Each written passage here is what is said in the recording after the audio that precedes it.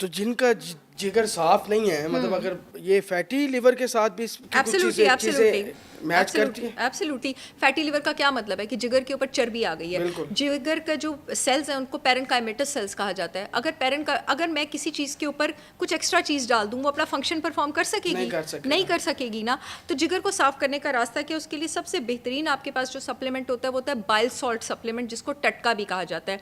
Liver जिस juice से, जिस फ्लूइड से अपना जहर, अपना टॉक्सिन बाहर निकालता है ना, उसको बाइल कहा जाता है। उसी ने ये बीटा अमाइलेट प्रोटीन और भी लेके जाने होते हैं। जब आपके पास ये जो बाइल की नाली होती है इसमें ब्लॉकेज आ जाए या ये जूस अच्छा नहीं बन रहा, तो आपके पास जिगर की सफाई में प्रॉब्लम आती है। अगर आप बाहर से टटका या बाइल सॉल्ट सप्लीमेंट लेते हैं तो ये आपके पास लिवर से बाहर जाना शुरू कर देता है। विटामिन डी अगेन जिगर की सफाई में बहुत काम आता है।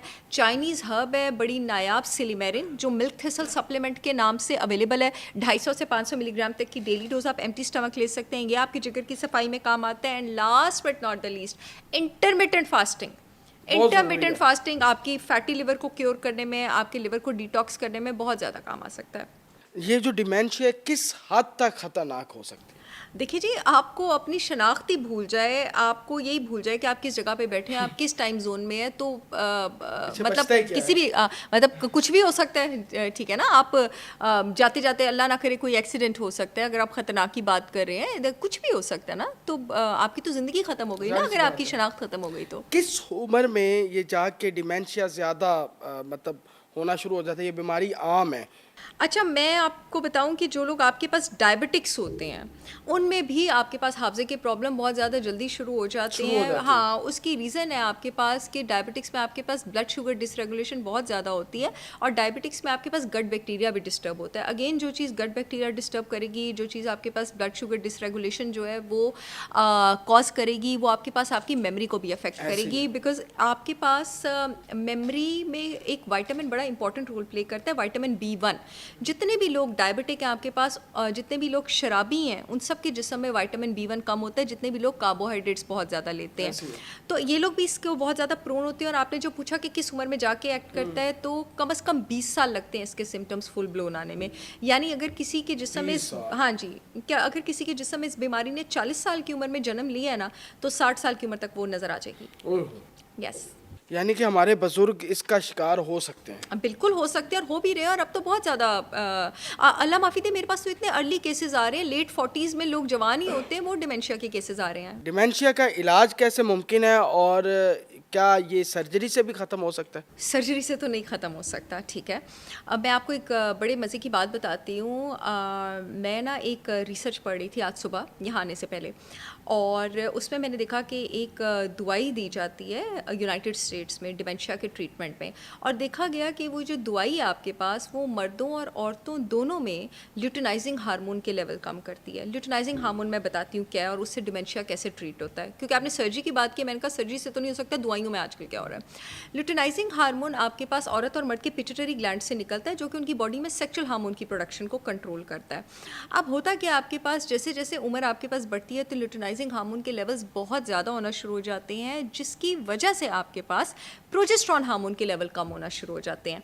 प्रोजेस्टेरॉन हार्मोन औरत में भी होता है, और प्रोजेस्टेरॉन हार्मोन जो है वो मर्द में भी होता है। औरत में सारी ज़िंदगी प्रोजेस्टेरॉन हार्मोन बहुत ज़्यादा होता है मर्द की निस्बत, लेकिन जब औरत की उम्र बढ़ती है उसका प्रोजेस्टेरॉन हार्मोन बहुत तेज़ी से नीचे जाता है, मर्द का कंपैरेटिवली थोड़ा स्लो नीचे जाता है। रिसर्च की गई कि जितने भी आपके पास डिमेंशिया के पेशेंट्स थे, उन सबका प्रोजेस्टेरॉन हार्मोन बहुत कम था, और इस दवाई के देने से, क्योंकि ल्यूटिनाइजिंग हार्मोन इनहिबिट हो रहा था, उस ल्यूटिनाइजिंग हार्मोन लगाम डाल रहा था ना, प्रोजेस्टेरॉन को नीचे लेके जा रहा था, उसकी लगाम खुल गई, प्रोजेस्टेरॉन के लेवल्स इंप्रूव हो गए, तो आपके पास जो मेमोरी है वो आपके पास इंप्रूव होना शुरू हो गई। प्रोजेस्टेरॉन आपके पास ब्रेन की इन्फ्लेमेशन को रोकता है, जो चीज़ दिमाग की सोजिश को रोकती है, खास करके हिपोकैम्पल एरिया की, जो एरिया आपका लर्निंग और मेमोरी में इन्वॉल्व है, वो इसको इंप्रूव करती है। ये तो एक रिसर्च है, लेकिन मैं आपको बताऊं कि मैं किस तरह से ट्रीट करती हूं, और इसको अर्ली साइंस में अगर आपको है तो आज से आप क्या शुरू कर सकते हैं। सबसे पहली चीज़, आप अपनी रूटीन में सुबह 2 घंटे की वॉक स्टार्ट कर दीजिए। सुबह के टाइम प्लांट्स ऑक्सीजन छोड़े होते हैं, जिसमें सारे इन्फ्लेमेटरी मार्कर्स आपके पास नीचे आना शुरू हो जाते हैं। और दूसरी चीज़ जो आपने शुरू करनी है, प्लीज़ टाइम पे सोना शुरू कर दें। अगर आप रात को जागेंगे, आपको नहीं पता over the period of years ये आदत आपकी ज़िंदगी को किस तरह नासूर की तरह खा जाएगी, आपको जियोपैराडाइज कर देगी। आपकी रात को जागने की आदत आपको 60s में अपाहज बना के छोड़ेगी, मैं आपको बता दूंगा। और मैं ये रोज़ अनगिनत कहानियाँ मैं देखती हूँ। आप जब रात को जागते रहते हैं आपके दिमाग में सोजिश और इन्फ्लेमेशन बढ़ती रहती है। और तीसरा, प्लीज़ सनलाइट से अपने आप को एक्सपोज करें। जो सन की इंफ्रारेड और यूवी रेज होती हैं आपके पास, वो आपके पास बॉडी में इन्फ्लेमेटरी मार्कर्स नीचे लेके जाती हैं। हमारी फैमिली में, मेरी फैमिली में एक खातून थी जिनकी आदत थी पूरी रात जागने की और पूरा दिन सोने की। और मैं उनको कहती थी कि आप प्लीज़ अपना ख्याल करें, आप इतने सालों से आपने सूरज की रोशनी नहीं देखी है, आप कैसे ठीक रहेंगी। She is a patient of Alzheimer's disease now.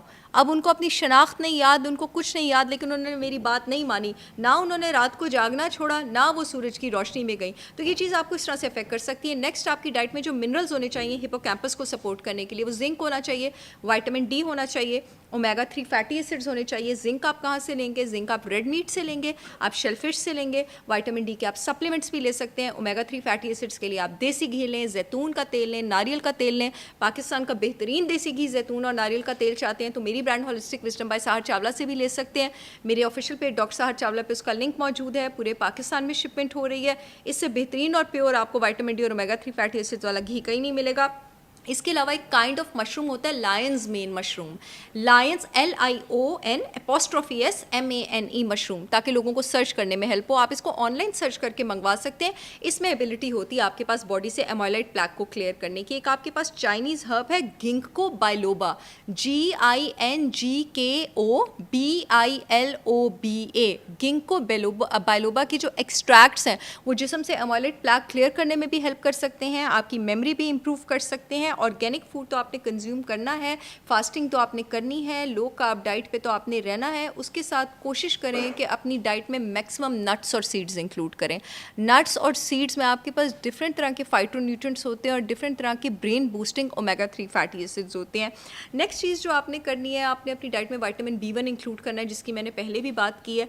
B1 को इंक्लूड करने का स्विफ्ट तरीके पर और उसकी कमी पूरी जल्दी करने का तरीका ये है कि आप nutritional yeast 2 tablespoon nutritional yeast आप अपनी डाइट पर डेली बेसिस पे इस्तेमाल करें। और अगेन, आपका गट आपके ब्रेन को कंट्रोल करता है, अपने गट को फिक्स करेंगे तो ब्रेन भी फिक्स हो जाएगा।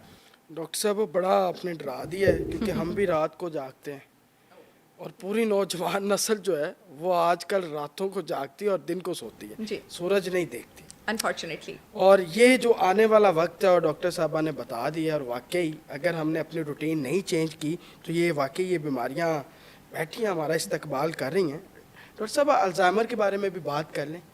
जी बिल्कुल। क्या है अल्जाइमर्स डिजीज़? अगेन जैसे मैंने आपको बताया, उसकी बायोकेमिस्ट्री स्टार्ट होती है जब आपके पास जिस्म में एक प्रोटीन होती है बीटा अमाइलॉइड, वो डीजनरेट नहीं हो पाती, उसकी एबनॉर्मल फॉर्म बन जाती है। उसकी एबनॉर्मल फॉर्म को बीटा अमाइलॉइड प्लैक कहा जाता है। वो दिमाग में टैंगल्स बनाती है, गुच्छे बनाती है, जिसको पंजाबी में गुंजले कहते हैं, वो बनाती है। और जब दिमाग के डिफरेंट एरियाज़ में एक्यूमुलेट होती है तो आपके पास अल्जाइमर्स डिजीज़ होता है। और अगेन इसकी शुरुआत आपके पास लिवर का डिटॉक्स फंक्शन ख़राब होने की वजह से होती है।